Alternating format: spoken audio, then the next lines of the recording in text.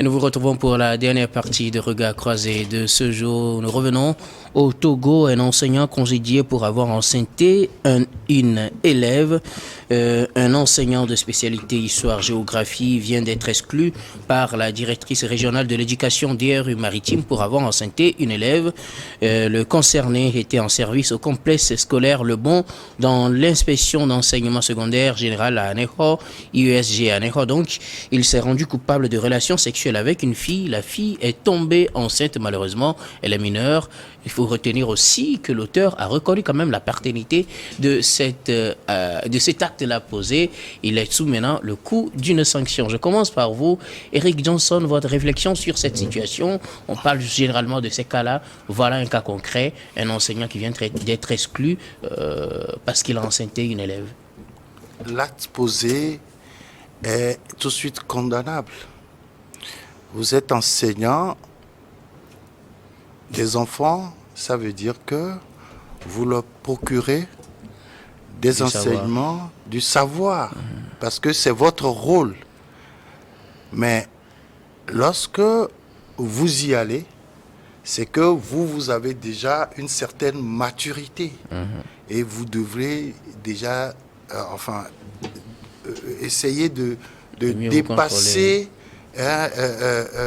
tout ça, parce que j'ai entendu dire que oui, aujourd'hui les élèves aussi, les filles, je veux dire, elles aussi, elles portent des choses qui attirent, mais un enseignant n'a pas droit d'être attiré par son élève. C'est son enfant.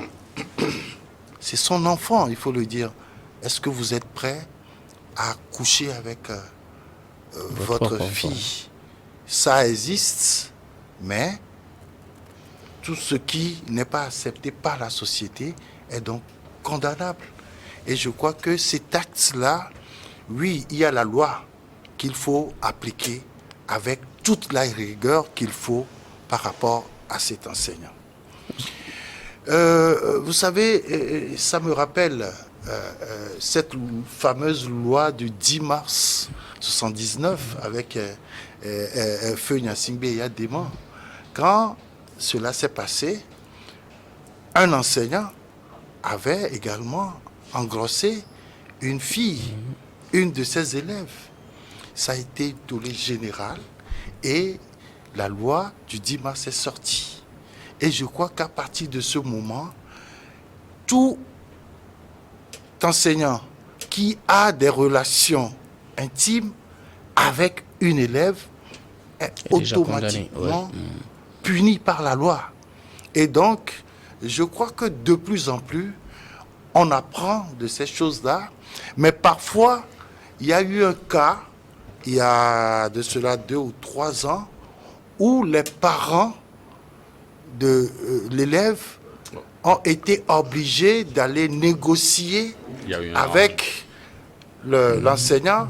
Il y a eu une entente pour que l'enseignant accepte l'enfant, qu'il accepte d'épouser leur fille et qu'il signe un document par rapport à ce qui est de règlement à l'amiable. Oui. Ça s'est passé, mais parce que les parents en ont décidé ainsi, l'affaire n'était pas sortie.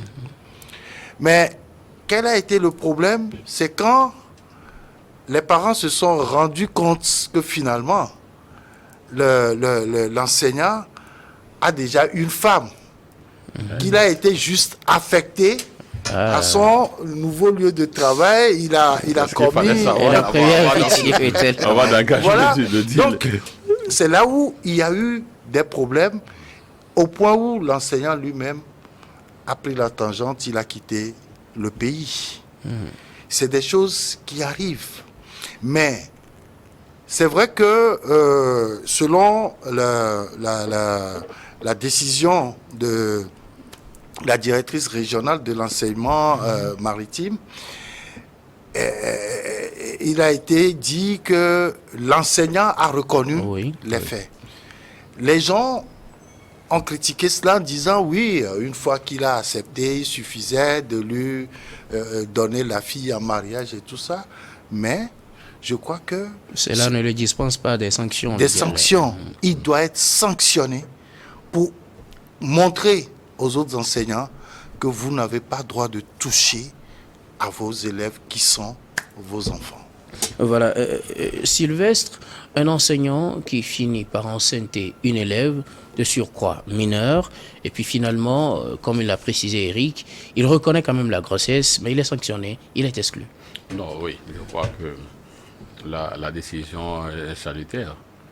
Lorsque vous êtes enseignant, vous êtes appelé donc à éduquer dans toute la force du terme les élèves. Encore que c'est une mineure, vous couchez avec une mineure, elle est encore votre élève et vous l'enceintez. Ça fait 3 éléments.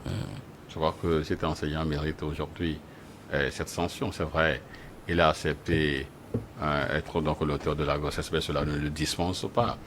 Mais je crois que c'est la partie visible de l'iceberg. C'est la partie visible de l'iceberg parce que il y a tellement donc ces affaires-là. Mais je crois qu'aujourd'hui, c'est avec la manière dont le ministre Kokoloko, c'est-à-dire que ce qu'il imprime aujourd'hui à l'éducation fait que, je le disais, tout le monde est en train donc de rester droit dans le bateau. Oui. Les gens ont maintenant le courage de prendre certaines décisions. Justement, facilement. si la direction régionale n'avait pas pris cette décision, et que c'est le ministre lui-même qui apprenait cela, pas peut-être ces départements, c'est elle-même qui partirait en premier. Ouais. Voyez-vous, donc cela fait qu'aujourd'hui, tout le monde donc joue son rôle convenablement. Tout le monde joue son rôle convenablement avant que le ministre ne puisse véritablement donc prendre même connaissance du dossier. Voyez-vous, le jeune qui faisait quand même quelques bêtises en classe et tout ça, il a été exclu. Et qui a engrossé. Ah, ok, d'accord. Oui, le jeune, oui. Vous avez vu faisait les vidéos. Vous avez vu que ça s'est passé, je crois, à Cara. Oui. Mais automatiquement, toutes les directions ont pris la même décision d'exclure. Oui. Mais qui osera donc prendre cet élève? Voilà. Donc c'est aussi ça la gouvernance. Lorsque vous gouvernez avec et vous invitez, c'est-à-dire que tout le monde se sent concerné de la chose, vous verrez que ça se passe d'ailleurs très bien. Et cette sanction, c'est un message fort envoyé donc à ces véreux-là qui continuent donc à avoir des relations intimes avec le professeur. À l'université, cela n'est pas exclu. À l'université, encore que là, ce ne sont pas des mineurs. Donc, ces choses-là peuvent également, on peut également retrouver ces genres de scènes donc, à l'université. Mais le jour où on va prendre également un là, vous verrez que tous ceux qui ont quand même ces idées, je ne sais pas, perverses si vous voulez, vont commencer donc à se ranger et à se poser mille et une questions. Maintenant, c'est vrai que la loi aussi sera appliquée. Cet enseignant, ce que nous apprenons aujourd'hui, il a été exclu donc de l'enseignement, mais est-ce qu'il sera reversé dans la fonction publique? Ça, c'est également un élément. C'est vrai, on peut être exclu de l'enseignement, mais on peut te mettre à la disposition donc, de la fonction publique, quitte donc à faire d'autres choses. Ben, dans le corps professoral, il n'existera plus dans le corps professoral. Mais il peut servir ailleurs. Il peut servir ailleurs. Donc, il y a également tous ces éléments, parce que, bon, en fait, il a reconnu la grossesse. Il faut également qu'il ait aussi un peu donc, de sous et tout ça, pour mieux gérer donc, la mineure. On ne va pas quand même lui couper tout le pont. Vous voyez, il y a certains enseignants qui ont été exclus, mais qui ont été reversés dans la fonction publique. La critique aussi, c'était de savoir si l'enfant mettait... si la fille mettait l'enfant au monde, avec quoi le professeur pourrait justement, c'est pourquoi je dis, c'est vrai, on ne va pas lui couper tous les ponts. Mais on ne va pas quand même le couper tout. Mais encore qu'il a reconnu la grossesse, au moins on peut il peut être dans la fonction publique et servir ailleurs. Il peut servir ailleurs, pourvu qu'il ne fasse pas un autre cours là où il sera affecté. Non, la réalité est que il est devenu dans ce métier-là un danger public pour tous les enfants. On laisse CP du milieu. Il faut vraiment le mettre hors d'état de nuire dans l'enseignement. Oui. Dominique Lacmon, votre réflexion par rapport à cette situation? Merci. L'enseignant est exclu. C'est mon grand frère Eric Johnson qui me fait rire, mais il ne va pas se mettre à enceinte à chaque fois. Mais il n'est pas. C'est un homme, peut-être pour la première fois, il est tombé dans l'erreur. Il ne va pas se mettre à enceinte tous les élèves. Dès qu'il a commencé la conception, c'est la première fois qu'on a su qu'il le faisait. Sinon, je suis tout à fait d'accord avec, pour la première fois, avec le déroulé de Sylvestre. C'est vrai. Enfin. Donc, en réalité, c'est ça. Et nous devons rester dans un... Quand on est enseignant, on doit être dans un style où on doit ignorer tout ce qui se passe devant nous. C'est vrai, avec le monde, l'évolution actuelle, et comment nous voyons nos petites filles et tout le monde et tout ça. Si vraiment tu n'es pas... on se dit même que... moi, je me dis actuellement que la fille est devenue comme un virus. Hein. Si tu n'es pas bien concentré, tu te fais prendre par ce virus. C'est ce qui est arrivé à mon frère enseignant qui est tombé dedans. Mais ça ne lui donne pas ce droit de se justifier pourquoi il a fait cet acte. Et l'acte causé par la directrice, c'est légal. Et la sanction, elle est aussi... c'est à encourager d'ailleurs. Voilà, donc c'est vraiment... Il faut que les enseignants comprennent qu'ils sont dans un monde où c'est différent du monde extérieur, où on est dans un marché, où on rencontre une fille, ou même dans le marché, il peut pas seulement enseignant direct de ton école, mais dans le marché, tu peux rencontrer une élève d'une autre école. Mais il faut savoir, quand tu rencontres une fille qui se dit élève, mais il y a des mesures, des précautions, des choses qu'il ne faut même pas tenter. Donc, c'est vraiment dur pour ce qui est arrivé à notre enseignant. Et il a reconnu, comme l'a dit Sylvestre. Et bon, on va voir. Est-ce qu'il faut qu'on le change du corps? Sinon, c'est doublement sanctionné. C'est sanctionner l'enseignant et son élève. Parce que l'élève, même qui est actuellement enceinte, a besoin des moyens pour l'évolution de sa grossesse. Si le propriétaire n'en dispose pas des moyens, mais la sanction est double. On a sanctionné non seulement l'enseignant, le propriétaire de la grossesse, on a sanctionné l'élève aussi qui n'aura pas les moyens suffisamment pour s'occuper le bébé en gestation. Voilà, de sa grossesse. Donc, radio, il va falloir que le conseil de l'éducation puisse pencher là-dessus. Maintenant, ça là aussi, rappeler à tous ceux qui sont dans le corps de l'éducation de vouloir respecter strictement les règles qui régissent ce corps quand on est enseignant. Tout ce qui se passe devant nous, comme l'a dit Eric Johnson, ce sont nos fils, ce sont nos petites sœurs. Et c'est comme ta petite sœur, elle peut être nue devant toi à la maison, ça ne te dit absolument rien. À moins que c'est comme ça nous devons les voir. Si tu es comme ce professeur-là, ça va te dire quelque chose. Non, c'est ta petite sœur à la maison, elle peut être potelée, à la maison c'est chez elle, c'est ta petite sœur. Qu'est-ce qui doit t'attirer vers elle? C'est comme ça nous devons pour éviter. Mais en réalité, voilà, il y a ça aussi, c'est quand que les parents doivent vraiment doivent attirer l'implication des parents de bien cadrer les enfants, surtout nos petites sœurs. Sincèrement, dans la rue, quand vous les voyez, même tu vois une élève qui est sortie de l'école et elle va enlever sa tenue d'école et elle ne sait même pas que la tenue d'école doit la couvrir de l'école jusqu'à la maison. Mais quand elle sort et elle enlève la tenue blanche, si elle est dans l'officiel ou dans le privé, elle enlève, elle se met dans un autre modèle. Tu ne sauras même pas qu'elle est d'abord élève. Il faut que tu t'approches d'elle avant de comprendre que c'est une élève. Et de telle, avec peut-être que Dieu faisant d'autres ont certaines formes, tu ne peux pas rendre compte qu'elle est mineure. Donc, il faut vraiment que la sensibilisation passe par là. Il faut, je ne sais pas si on peut mettre ça dans les programmes d'éducation, mais M. Kokoroko va réfléchir pour voir si des programmes d'éducation en allant vers ce côté-là, pour que les élèves comprennent. La dépravation actuellement, elle est vraiment de mode qu'on ne sait même pas à quoi penser. Et c'est ça qui détruit la société actuelle. Et d'ailleurs, c'est pourquoi je remercie le communiqué du ministre C'est de la culture. De la culture. De la culture et du tourisme qui a pris un communiqué interdisant les musiques obscènes. Tout part de là.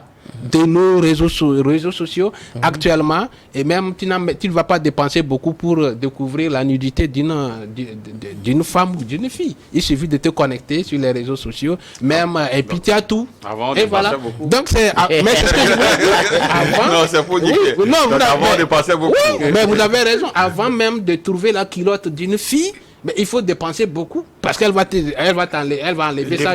Dépenser beaucoup, c'est pas seulement du côté pécunier. Mais non, il faut montrer qu'on mérite. Non, mais dépenser et réfléchir. Avant, c'est cinéma payant, maintenant c'est cinéma cadeau. Parce que il suffit, avant que tu l'aies, cette culotte, même là, je parle de culotte seulement, il suffit peut-être qu'elle t'accepte à voir que tu sois son homme. C'est pourquoi je dis qu'il faut dépenser. Avant qu'elle sait que tu es son homme, tu aurais approché les parents et tout avant d'avoir cette culotte. Aujourd'hui, même tout de suite, tu sors, tu vois des filles qui passent avec les caleçons, derrière, devant, tu as tout ce que tu dois avoir. Et c'est ça qui fait les gens, les hommes qui se mettent. Ce qu'il est en train de dire est très important. La sensibilisation, l'éducation aussi sexuelle. Il ne faut pas oublier. Vous savez, dans la même semaine, il y a un élève de 17 ans qui a violé une élève de 13 ans. Ça s'est passé à Anéran, à Zébé, je crois. Voilà. Et donc là, la fille, on l'a amenée au CHU Sylvanus Olympio ici pour s'occuper d'elle médicalement. Et donc, c'est des situations... La fille est mineure. Oui. Le garçon lui a toujours dit que moi, je vais te faire ça, mais si jamais tu parles à quelqu'un, je vais te tuer. C'était des menaces de mort. Ça a fait que la fille n'a pas pu en parler à qui que ce soit jusqu'à ce que cette heure fatale là lui arrive. Actuellement, elle est hospitalisée. Et on a même cherché du sang. Je crois hier, il y a eu un appel pour un donneur de sang pour une transfusion sanguine. Alors, nous revenons au cas de notre cher enseignant. Je précise qu'il est dans le privé, dans un établissement privé. La sanction est tombée. La note est adressée, du moins pour le moment, au niveau de la maritime, à ce qui ne soit accepté dans aucun établissement. On en dit quoi finalement? Vous évoquiez aujourd'hui un aspect... C'est compliqué pour lui. Oui, vous évoquiez l'aspect de ce qu'il va faire après pour s'occuper de la grossesse, puisqu'il a reconnu, en tout cas, être l'auteur de cette grossesse-là, Sylvestre. S'il a tellement d'énergie pour aller avec une mineure, donc il peut aussi trouver les mêmes énergies pour trouver un bon boulot. Pour s'occuper de la fille. Oui. Avec un casier qui ne parle pas en sa faveur. Oui, avec un casier, oui, mais bon, il aurait voulu. Ça le rend très vulnérable à l'emploi, quoi. Même dans la fonction publique, il espérait comme ça, il pourra donc rebondir ailleurs. Mais c'est dans le privé aussi avec le salaire qu'on leur paye dans le privé pour l'institut privé. Et là même, la note s'est adressée à tous les établissements privés comme publics. Il pourra plus enseigner. Ça c'est un fait. Il pourra plus enseigner dans la maritime. Il peut sortir donc du pays pour aller peut-être enseigner ailleurs. Mais maintenant, il peut, on peut pas. Il peut aussi aller se faire voir ailleurs. Bon, il pourrait avoir d'autres compétences aussi. Peut-être qu'à part l'enseignement, il a aussi d'autres compétences à faire voir ailleurs. J'allais poser la question au ministère pour voir si, effectivement, après cette sanction-là, disciplinaire, il sera jugé. Parce qu'en réalité, dans le temps, selon la loi du 10 mars, vous êtes condamné, vous allez... Normalement, je pense que c'est le début d'une procédure, puisque les tests sont en tout cas clairs là-dessus. Il encourt une sanction allant de 1 à 5 ans d'emprisonnement pour le fait. Donc, et du coup, si la procédure est engagée... il faut que la procédure... Est-ce que c'est automatique? Mais l'autre chose, Monsieur Guillaume, si vous permettez, l'autre chose que je voudrais dire, nous devons rester dans la réalité. Il y a certaines réalités, surtout quand vous venez de parler de privé, que moi j'ai essayé de faire mes expériences là. Vous savez, dans ces privés, des parents qui envoient les élèves dans les privés doivent prendre certaines précautions. Parce que on nous a appris tellement que dans le système public, il y a trop de rigueur. Et voilà, les élèves se donnent, tu vas voir que les élèves se donnent plus dans le public pour avoir des moyens et tout ça là, que quand on est dans le privé, il y a un petit laisser-aller. Et seulement qu'il y a certaines fillettes là-bas qui veulent faire croire à leurs parents qui travaillent à l'école, qui vont à la recherche de notes en caressant les professeurs.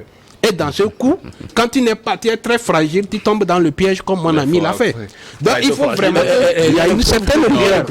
Il y a une certaine rigueur. A été victime des tentatives de la jeunesse. Je te dis des choses, je ne défends pas tes expériences. Je ne défends pas l'enseignant. C'est ce que j'ai dit, que ceux qui envoient les enfants dans les écoles, surtout privées, là, il faut qu'il y ait un suivi. Voir comment ton élève travaille dans le public, même partout. Il faut voir comment ton élève, quelle est sa manière de travailler dans toutes les disciplines. Puis sinon, il y a certaines là les notes ne suffisent pas à dire que l'enfant travaille bien. Justement, les notes ne suffisent pas que ton élève ou bien ta fille que tu as à la maison travaille à l'école si tu ne fais pas un suivi régulier quotidien à l'école. Il y a certaines là qui vont, c'est eux-mêmes qui vont à la recherche d'un professeur parce que je veux que tu me caresses la note. Si le professeur il est faible devant certains trucs, mais il va tomber dans le piège comme notre ami. Mais je ne dis pas que ça blâme, mais ça ne blâme pas. Notre ami est tombé dans un piège. Oui, il est tombé dans le piège. Faut-il savoir s'il est tombé aussi dans un piège ou bien c'est lui-même qui est allé chercher le problème. Mais c'est difficile. C'est difficile à un homme d'aller draguer une petite... Bon, à moins qu'il lui soit quelqu'un de possédé et tout ça là. Mais moi, je sais que quelque chose, il y a une partie. Il faut qu'on se dise la vérité. Moi, j'ai toujours dit la vérité. Vous pensez toujours qu'il y a une part de responsabilité. Il y a une part de responsabilité que la fille... C'est vrai qu'elle est mineure, mais c'est pourquoi je parle de l'éducation parentale. Il faut faire le suivi. Connaître quelle a été la raison. Parce qu'on n'a pas surpris les gars en train de violer la mineure, en fait. Il n'est pas dit qu'on l'a surpris, ou bien la violer. Voilà, et on est en train de violer la mineure. Ça veut dire qu'il y a un consentant. Pourquoi la mineure a accepté? Donc, il y a aussi cela. Mais toutefois, je dois faire cette précision, on va vous laisser continuer, que dans les dispositions, il n'a pas le droit, que ce soit consenti ou pas, d'avoir des relations sexuelles avec une mineure, en plus avec quelqu'un sous son autorité, parce que lui, il est professeur et que l'autre est élève. Il n'a pas su protéger la mineure.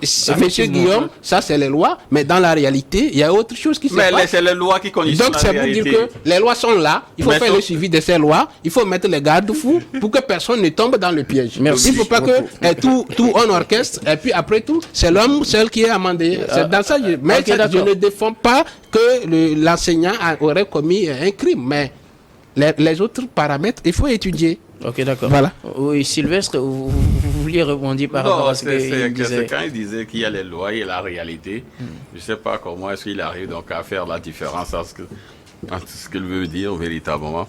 Moi, je crois que pour cet enseignant, quelle que soit donc la réaction de la mineure, vous êtes investi d'une autorité. Vous êtes censé donc protéger cette fille-là. Justement, je suis pas d'accord. Vous ne l'avez pas protégée. Et c'est vous qui, peut-être, excusez-moi un peu le terme, c'est vous qui êtes devenu donc le bourreau de la fille. Donc là, je crois que c'est compliqué. Donc monsieur, disons... On peut déjà lui appliquer la loi dans toute la corruption... Corruption de la jeunesse. De la jeunesse. Voilà, corruption de la jeunesse. Oui, ce que notre ami Sanko... Oui, Ousmane Sanko. Peut-être qu'il aurait pas de petits apparts, c'est pas... Bon, c'est ça. Il revient à définir donc la nature pour avoir donc cette mineure. Et jusqu'à l'ancienneté, je crois que notre ami est allé un peu trop. Oui, il allait à l'extrême. Moi, je suis d'accord. Il ne peut plus enseigner, mais il peut faire ses compétences. Oui. Donc, outre l'enseignement, il peut aller donc faire d'autres choses, ne serait-ce que pour assurer donc cette mineure-là, le développement donc, de la grossesse et tout. Et bon, il y a aussi le programme Oiseau, non? Je crois que je suivre également la fille. Donc voilà un peu. Donc, on ne peut que leur souhaiter pour leur bon courage, bon courage, encore qu'il a accepté. Il trouvera il a été demandé à tous les établissements de rendre public cette décision-là et de citer nommément le nom du professeur et tout ça, ce que nous, on n'a pas fait. Oui. Mais on doit dire, comme tu as déjà évoqué, que c'est dans le privé, c'est au complexe scolaire le bon. Oui. À Néron. Maintenant, le nom du professeur, on peut s'en passer. Mais même l'école. Ce que nous avons évité de faire, en tout cas. On va éviter de donner son nom. Et je vais même profiter également pour inviter nos confrères à ne jamais publier la photo de la fille, donc de l'enseignant. Il y a déjà une sanction maintenant, il faut les protéger. Il faut protéger donc les deux là pour qu'ils puissent vivre au moins paisible.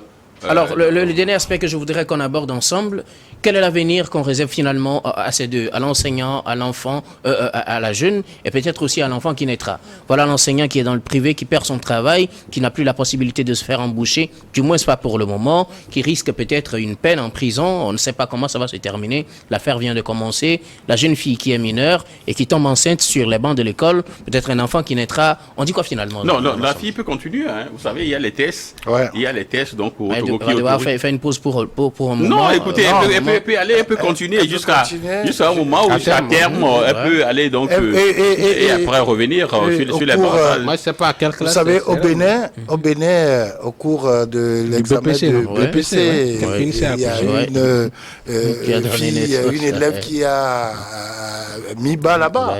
Donc, c'est autorisé désormais. La fille peut continuer son cursus scolaire. Pas seulement pour le scolaire. Pour l'enseignant. Je le disais. Qui va s'en occuper? Les parents continuent de s'en occuper en attendant que le monsieur pourrisse en prison. On fait comment finalement? Ça serait donc une cuisine interne à leur famille. Non, moi je trouver une solution. C'est ce suivi-là, ce suivi parental qui manque un peu aussi. Parce que surtout, quand vous avez un garçon, c'est pas la même chose quand vous avez une fille comme enfant, élève chez vous ou bien enfant. Donc, il faut que les parents mettent tout, leur responsabilité dans ça, pour pouvoir faire le suivi de leur fille à l'école. Vous comprenez? Je souhaite même que le ministre Kokoroko puisse aussi sortir certaines décisions pour aussi recadrer l'université. C'est-à-dire qu'on transforme les facultés en école où chaque faculté a une tenue. C'est déjà fait. Non, aujourd'hui, non. Parce que il y a une grande différence entre une faculté et une école. Est-ce que la tenue part de là? Nous avons peut-être on peut avoir des exigences en matière de tenue. En matière de n'importe quoi qui rentre à l'université de Lemo aujourd'hui. La police universitaire, là, si tu es dans une... Là, d'accord, c'est pourquoi j'ai dit... Même ce matin, j'ai encore suivi, il y a une qui a été bloquée parce qu'elle portait des jeans déchirés avec tout ça. La police universitaire l'a bloquée. Voilà. Vous parlez d'uniforme ou de type de tenue? Même certains types de tenues. Je voulais dire quoi? Parce que tout part de là. Quand on a des filles qui... L'université, ce sont des diplômés, c'est un autre monde. Mais quand nos petites soeurs qui sont derrière nous suivent quand on est à l'université. Et quand on se comporte mal quand on est à l'université, les enfants ont tendance à nous imiter. La grande sœur est sortie avec ceci.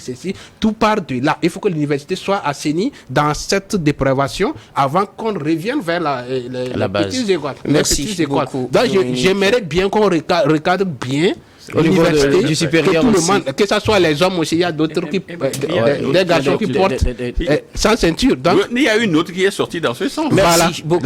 Merci. Il faut dire merci maintenant aux contributions. Merci Sylvestre Béni d'avoir répondu à notre invitation. Merci Eric Johnson. Merci également à vous Dominique Lacmo. Grand merci à vous très chers téléspectateurs d'avoir été des nôtres. C'est la fin de Regard Croisé de ce jour et pour cette semaine. Je vous donne rendez-vous la semaine prochaine avec le même plaisir pour d'autres numéros de votre émission.